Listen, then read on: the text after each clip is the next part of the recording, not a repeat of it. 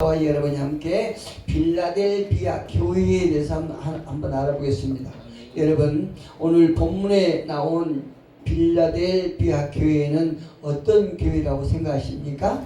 오늘 우리가 잘 아시다시피 빌라델비아 교회는 서머나 교회와 함께 칭찬만 받은 그런 대단한 교회예요.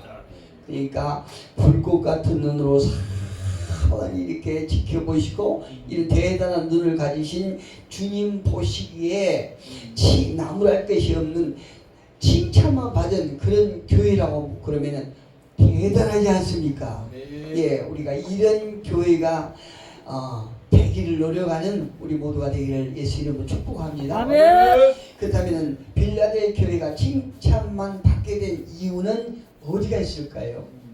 칭찬만 받게 되는 그 이유에 대해서 당시 어떤 주변 환경을 간단하게 한번 살펴본다 그러면요, 그 지역은 고대 오래된 도시가 아니라 새로운 신도시예요. 신도시라고 하는 것은 활력이 넘치다는 얘기죠. 예. 이제 갓 개발된 그런 발전된 그런 신도시, 새로운 도시이기 때문에 활력이 넘치는 그런 지역이 있어요. 근데 이 지역은 특히 땅이 아주 비옥하고 또 그래서 포도나무 재배가 많고 포도주 생산으로 유명한, 그래서인지 몰라도 포도주의 신이 있어요. 예, 포도주의 신이 있는데 디오네소스, 디오니소스 신의 숭배 지역으로 유명합니다. 이 지역이 빌라델비아 지역이. 근데 이 신의 의미는 어떤 의미를 가지고 있느냐? 이 신의 의미는 고대 그리스 신화에서 출발한 포도주 혹은 풍요, 또 축제, 황홀경 이런 것만 봐도 어떤 하나님의 대적하는 그런 신이라는 걸 알 수 있죠. 이게 연극신이에요. 특히 이 신은 축제의 향락, 광란을 상징하는 신이라고 그러니까 어떤 신인지 우리가 짐작을 가지 않습니까? 하나님의 대적자요, 저와 여러분의 대적자예요. 이 신이. 그런데 성경적으로 보면 이 신은 무조건 우상이죠. 우상입니다. 그래서 출애굽기 20장 3절에 보면은 너는 나 외에는 다른 신들을 두지 말라. 이 일계명에 아주 그냥 위배된 그런 짓을 하고 있죠. 고린도전서 8장 4절을 통해서도 사도 바울이 말하기를 우상은 아무것도 아니며 하나님뿐이다 이렇게 말하고 있어요. 할렐루야. 저와 여러분은 우리가 평생 사는 날 동안 오직 하나님만을 우리의 참신으로 믿는 저와 여러분 되기를 예수 이름으로 축복합니다. 성경은 경고합니다. 방탕하지 말라, 술 취하지 말라. 근데 여기서 끝나지 않고요, 성령 충만을 받으라고 말해요. 우리가 단순히 소극적으로 방탕하지 않는 것, 이게 소극적이에요. 또 술 취하지 않는 것, 이거 소극적이에요. 근데 우리가 조금 더 어떤 적극적인 면에서 보다 그러면 성령 충만을 받아요. 성령 충만을 받는 것이 우리를 대적한 그 대적자들을 물리칠 수 있는 가장 큰 무기거든요. 그래서 사도 바울은 에베소 교회 성도들에게 성령 충만을 받으라 이렇게 말합니다.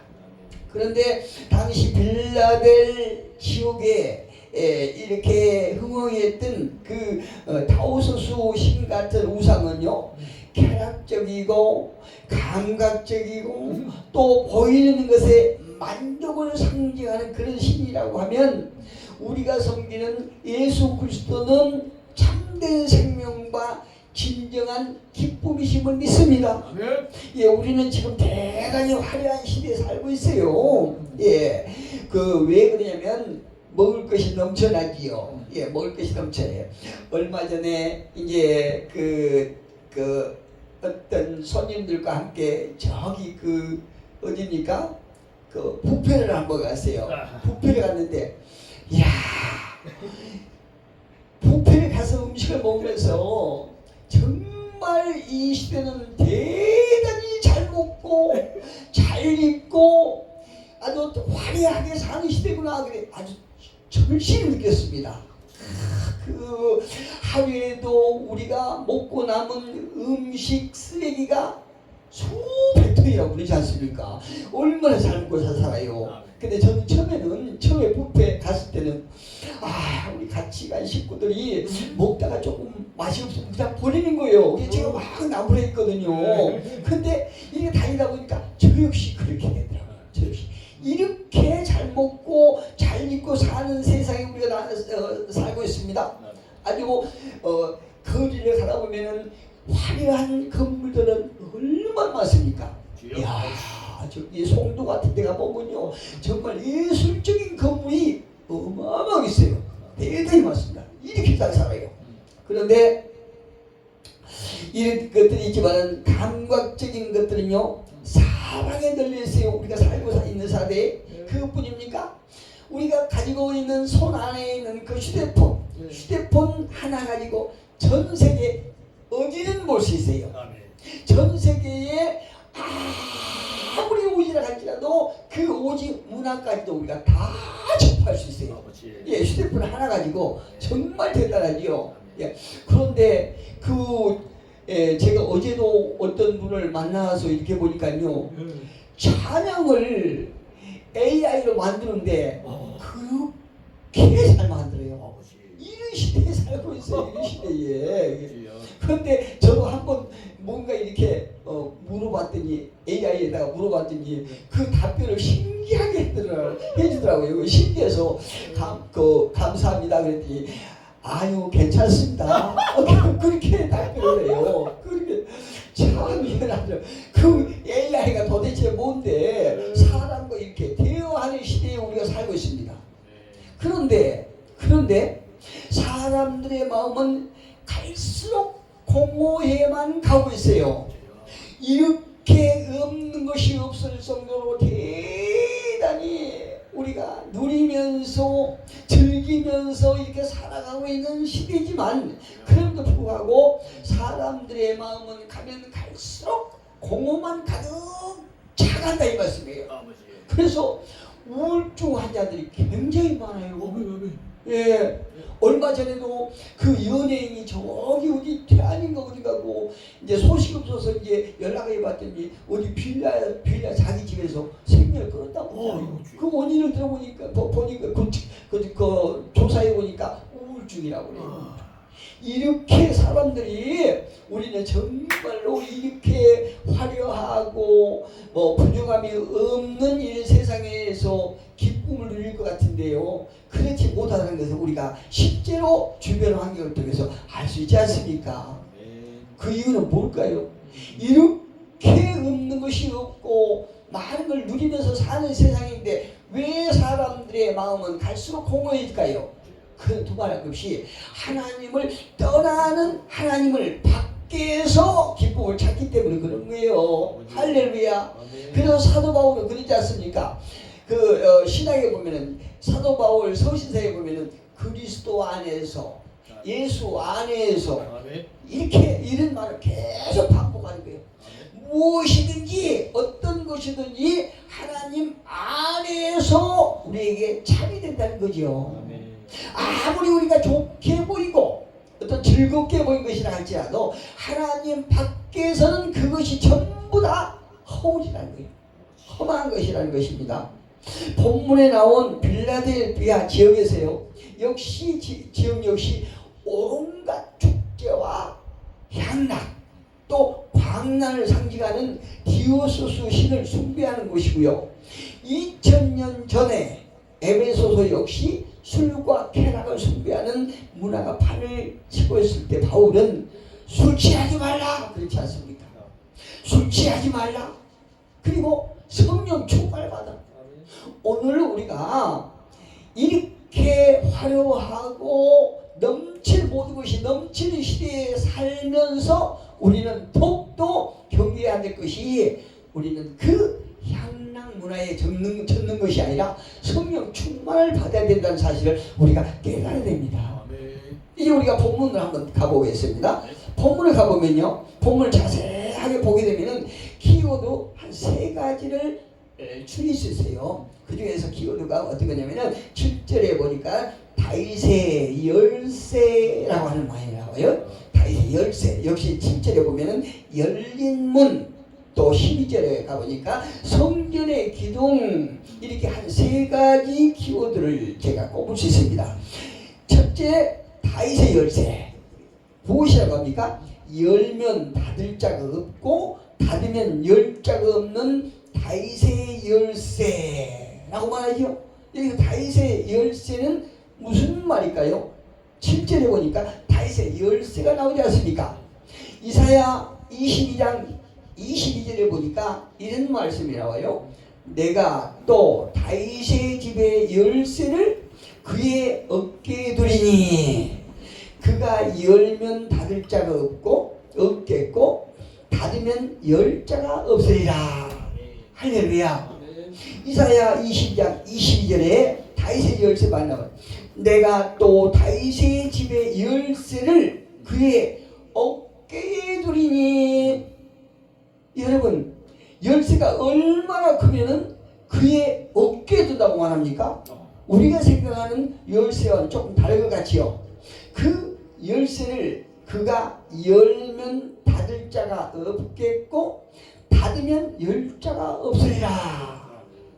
여기서 저와 여러분은 이 열쇠를 그의 어깨에 두니, 누구 어깨에 둔다는 것을 우리가 대강 짐작할 수 있습니다.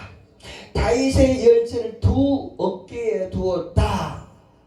이 말씀은 다시 말씀드린 열쇠라는 권세를 얘기하고 있죠.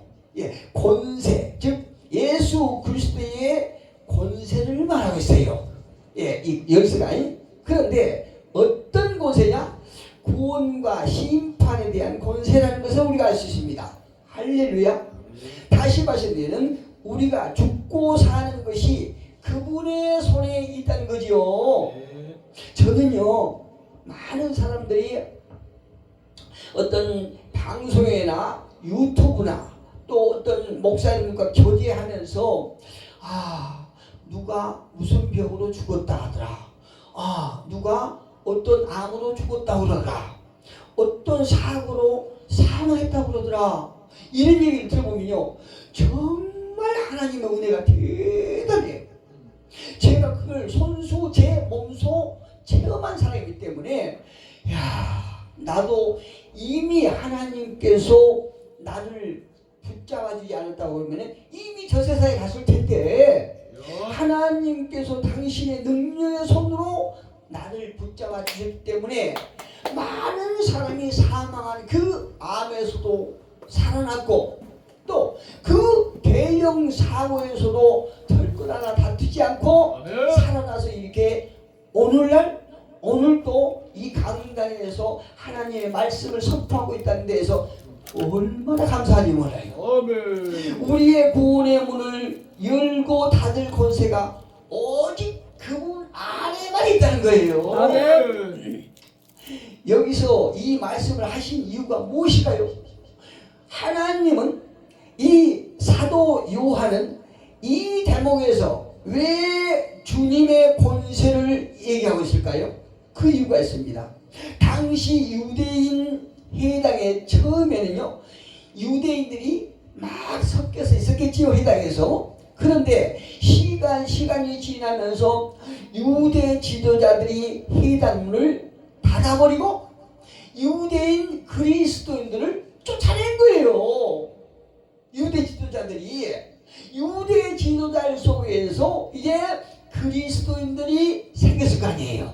그런데 나중에 이 유대 지도자들이 유대인 그리스도인들을 출입을 막아버리고 유대 그리스도인들이 그 회당에서 쫓겨나왔단 말이에요. 그래서 이런 배경을 들어서 이 사도 요한이 다윗의 열쇠 이야기를 하는 거예요.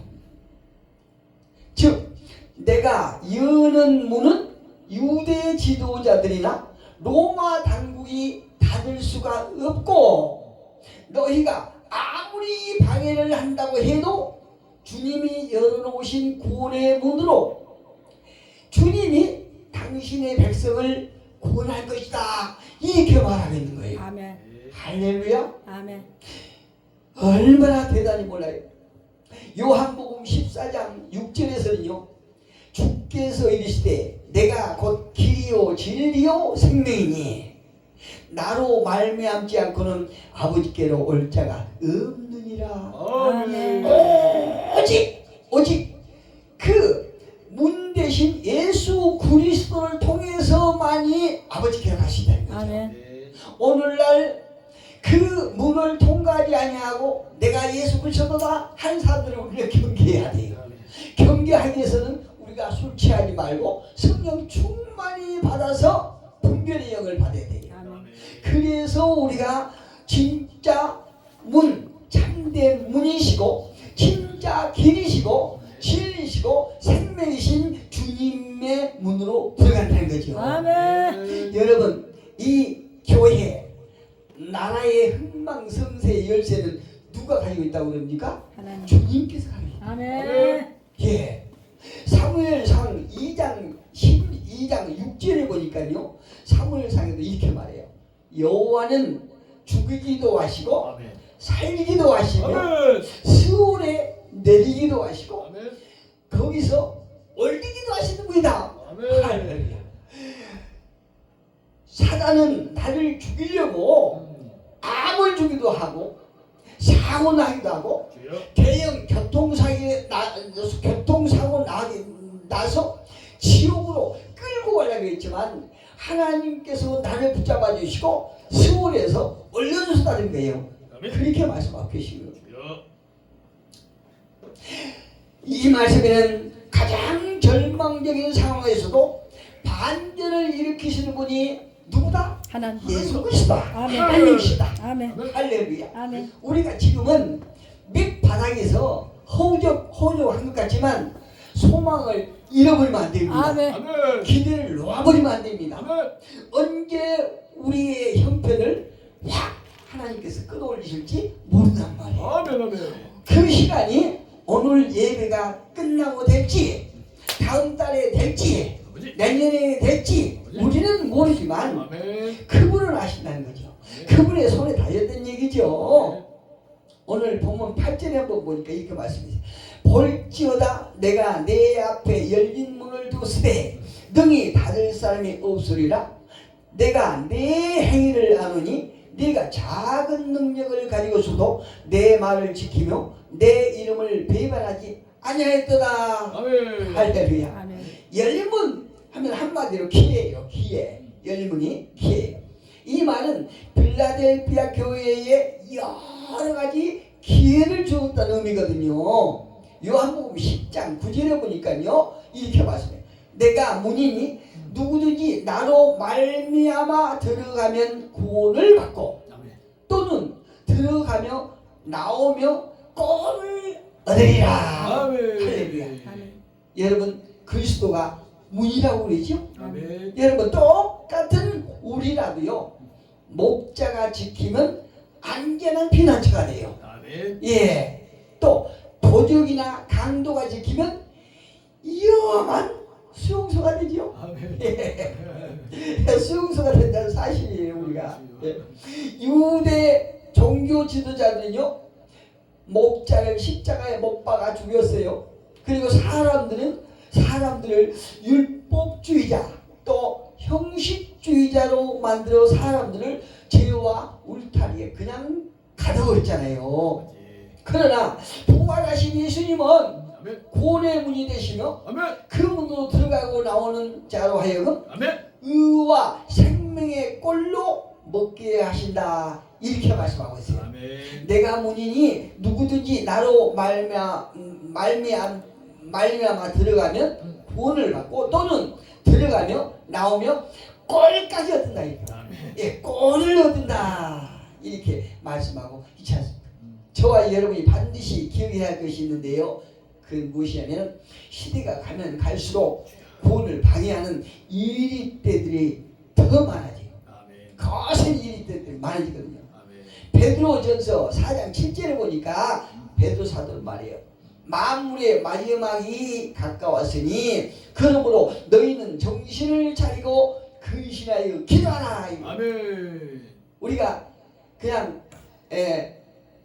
졸음반 뭐 하면서 중문부를 하는 것이 아니고 정신을 바짝 차려서 기도하라고 그래요. 아멘. 기도하라. 또 8절에는 말해요. 근신하라 깨어라 너희 대적 마귀가 우는 사자같이 두루다니며 삼킬 자를 찾나니. 아멘. 9절에 마음을 굳건하게 하여 그를 대적하라. 오직 예수 그리스도를 의지해서 아멘. 악한 마귀를 대적하라는 거예요. 아멘. 예, 악한 마귀를 피하는 것이 아니라 대적하는 거예요. 아멘. 하나님을 믿는다고 하면서 기독교인들을 쫓아냈다 하는 것은요 마귀의 역사지요. 아멘. 교회 안에서도 자꾸 분란 일으키는 마귀의 역사예요. 아멘. 예, 편을 가는 것은 마귀의 역사예요. 아멘. 성령은 항상 갈라진 것을 하나로 만든 거예요. 아멘. 화합시킨 거예요. 아멘. 예, 친구와 친구 사이에 서먹서먹한 관계가 있는 것을 이렇게 화평을 만드는 것이 성령의 역사거든요. 아멘. 그러나 우리가 주님의 문 안에 들어가고 있다라고 하면 구원의 문을 열 수 있다 없다? 다. 없다. 있다. 예, 구원의 문을 열 수 있다는 거죠. 아멘. 예. 여러분 그 문이 어디로 열렸느냐가 문제예요. 예, 구원의 문이 어디로 열렸느냐.